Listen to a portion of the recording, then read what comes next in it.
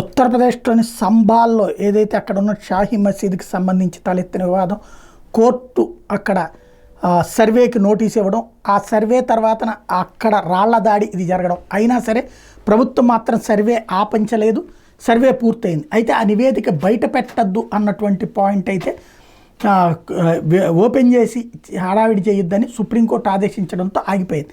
అయితే తాజాగా దీనికి సంబంధించి సంబాల్ మసీదు మహావిష్ణు శంబలలో జన్మించబోయే అవతారమైన కల్కీ దేవాలయమే అంటూ సుప్రీంకోర్టుకి ఆధారాలు సమర్పించారు. 2012 నాటి నిర్మాణాలు అవి. 2012 నాటే నిర్మాణాల మీదన అఖిలేష్ నోరు మెదపలేదు, అప్పటికే ఉన్నాయన్న సంగతి తెలుసు అఖిలేష్కి కూడా. స్థానికులు భయపెట్టి మసీదులో ఉన్నటువంటి నిర్మాణాలని బావిని మూసేశారన్నటువంటి విషయం బయటపడింది. బావి మీద పూజల సాక్ష్యాలు కూడా ఉన్నాయన్నటువంటిది.